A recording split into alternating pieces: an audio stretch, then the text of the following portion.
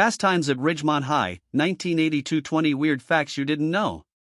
In 1982, Universal Pictures handed a first-time director a budget of $4.5 million, a cast of unknowns, and a script about pizza, pirate costumes, and mall jobs.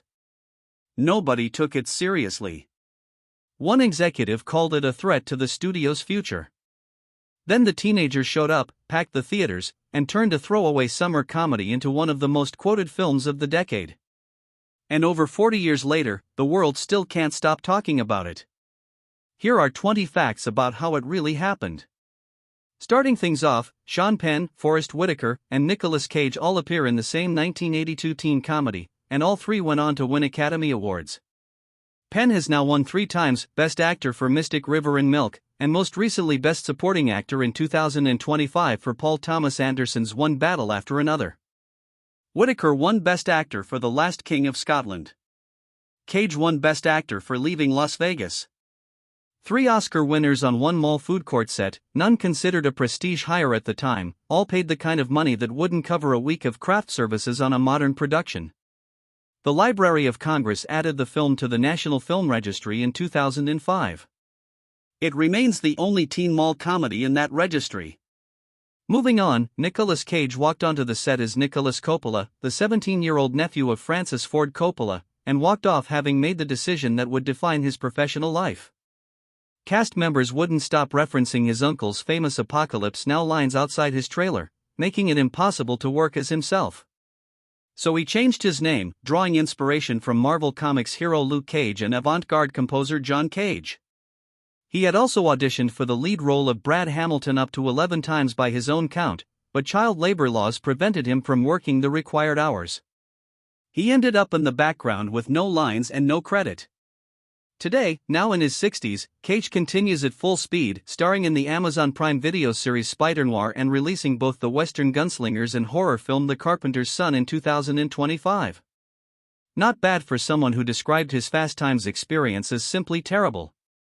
Next up, before Risky Business, before Top Gun, before Mission Impossible, Tom Cruise auditioned for Brad Hamilton, fresh from his 1981 military drama Taps. The problem was that Cruise projected someone incapable of losing, and Brad Hamilton's entire arc depends on sympathetic humiliation. AFI records show Tom Hanks was also considered for Brad, while Matthew Broderick and Eric Stoltz both auditioned for Spicoli before Sean Penn got the part. Judge Reinhold understood what Brad needed, the specific dignity of a regular person doing his best in a world that keeps finding new ways to embarrass him. The version of this film where Tom Cruise plays Brad Hamilton almost existed, and it would have been a fundamentally different movie. Keeping the momentum going, Penn's first audition for Jeff Spicoli was, by his own admission, a complete failure. Casting director Don Phillips fought repeatedly for a second meeting. At that meeting, Penn didn't read from a script, he walked in as Spicoli and was hired on the spot. From that day forward, his dressing room was labeled Spicoli and his chair was labeled Jeff. If a crew member called out Sean, they got nothing. Cameron Crowe told the Naked Lunch podcast that Penn refused to deliver his favorite scripted line before cameras rolled, and when he finally said it on take, Ray Walston stormed off set in genuine fury while the crew high-fived behind the camera. When production wrapped, Penn introduced himself as Sean Penn for the first time. He has since added a 3rd Oscar to his shelf, winning Best Supporting Actor in 2025. Flipping the script, by 1982 Cameron Crowe had profiled Led Zeppelin, toured with them, and shared meals with them. When assembling the Fast Times soundtrack, he wanted Zeppelin on it. Manager Peter Grant said no commercials, no random films, no exceptions. So Crowe did something quietly ingenious. He couldn't put Zeppelin on the soundtrack, but he could put Zeppelin into the dialogue. Damon's 5-point plan includes the explicit instruction to put on side 1 of Led Zeppelin 4 whenever possible. No license required for spoken words. The band lives in the cultural memory of this movie without receiving a single cent. On the subject of wardrobe, director Amy Heckerling and costume designer Marilyn Vance researched by visiting real high schools and rock clubs. Penn supplemented this by building Spicoli's look himself, including the black and white checkerboard Vans slip-on, a shoe rooted in Southern California skate culture that people outside that coastal world had never encountered. There is no record of any formal product placement arrangement. No money changed hands. Penn simply decided Spicoli wore those shoes. Teenagers in Maine, Montana, and the middle of Ohio who had never heard of Vans saw them on a character they loved and immediately needed them. The brand went from regional to national in a single summer. More than 40 years later, the same checkerboard pattern is still manufactured and sold globally. What's fascinating is that Universal's first recommendation for director was David Lynch. Cameron Crowe met with him. Lynch, who had directed Eraserhead and The Elephant Man, was presented with a script about teenagers working at pizza parlors. According to Crowe's account at Variety's anniversary retrospective, Lynch smiled wryly, said it was a nice story but not his kind of thing, climbed into a white Volkswagen Beetle, and drove away.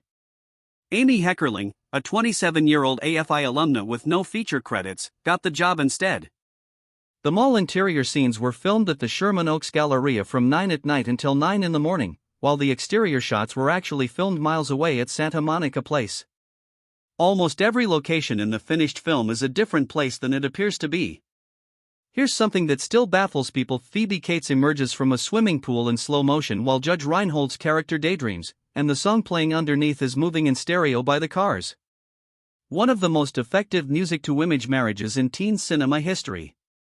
And when you went to buy the official 1982 soundtrack album, the song was not on it. Licensing constraints prevented its inclusion. Hart, whose guitarist Nancy Wilson has a cameo in the film, also recorded a track specifically titled Fast Times for the movie.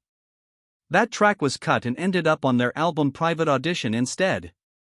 A song written for the movie didn't make the movie, and the song that defined the movie didn't make the soundtrack. Carrying on, during his year undercover at Claremont High School, Cameron Crowe documented an actual student who had a pizza delivered to a classroom mid-lecture with complete confidence and zero apparent shame. It survived unchanged from his field notes into the screenplay. When the scene hit screens in August of 1982, it landed on teenagers with no network to coordinate their response, no social media, no group chats, nothing but shared experience and electricity. Teachers across the country began reporting students calling pizza delivery companies from school payphones and providing classroom numbers as delivery addresses. It spread through word of mouth alone, a form of cultural transmission that predates every mechanism we now use to describe viral content. Now here's a detail most people miss. Cameron Crowe's original nonfiction book contained a version of Damon's romantic philosophy with 3 points, not 5. The screenplay expanded it to build the character's inflated, unearned authority to a higher comedic peak. Romanes delivered the 5-point plan with the specific confidence of someone who has confused instincts for a scientific system, and the film then demonstrated that the plan was catastrophically wrong. There is also the Carson problem.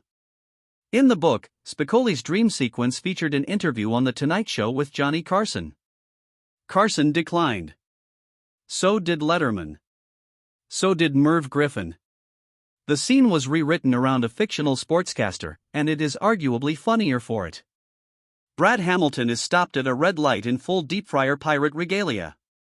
A woman in the car beside him looks over and laughs. That woman is Nancy Wilson, guitarist of Heart, Rock and Roll Hall of Famer, and co-writer of Barracuda. She appeared because she was dating Cameron Crowe at the time. They married in 1986. Wilson later composed the original score for Almost Famous, Crowe's semi-autobiographical film about his teenage years as a Rolling Stone journalist. The woman who laughed at Brad Hamilton's worst moment eventually provided the emotional musical landscape for the story of how Cameron Crowe became the person who wrote Brad Hamilton. Mr. Hand is not a villain. He is a man who has decided, with complete sincerity, that his time is the most precious resource in any room he occupies. Fred Gwynne, known as Herman Munster, was originally offered the role and declined, objecting to the script's content. Ray Walston took the part and made it entirely his own. Penn's improvised insults caused Walston to storm off set at least once, declaring he had not worked with Billy Wilder to be spoken to that way by a 21-year-old. The tension between them on screen is not entirely performed. Someone at Universal wrote an internal memo before release stating that the studio's future was in doubt if they were making films like this. The film opened in just 498 theaters.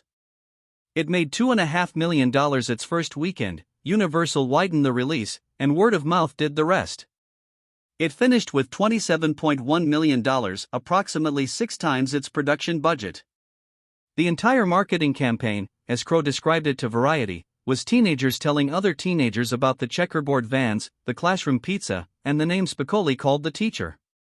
Forrest Whitaker was a student at the USC Conservatory when he auditioned, bringing colleagues from his opera program. What he brought to the role of Charles Jefferson, the football player whose Camaro gets destroyed, was a controlled interior intensity that makes ordinary moments feel like pressure building towards something dangerous. The same quality won him the Academy Award 25 years later. Meanwhile, the real person who inspired the character Mark Ratner became one of the best-selling technical writers in publishing history, authoring dozens of titles in the Windows for Dummies series.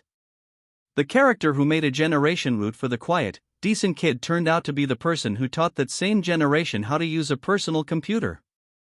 Which brings everything back to one person and one choice. Cameron Crowe graduated high school at 15 and joined Rolling Stone at 16. He went on tour with Led Zeppelin. He interviewed Dylan, Young, and Bowie. And somewhere in the middle of all that, the actual texture of being a teenager went by without him.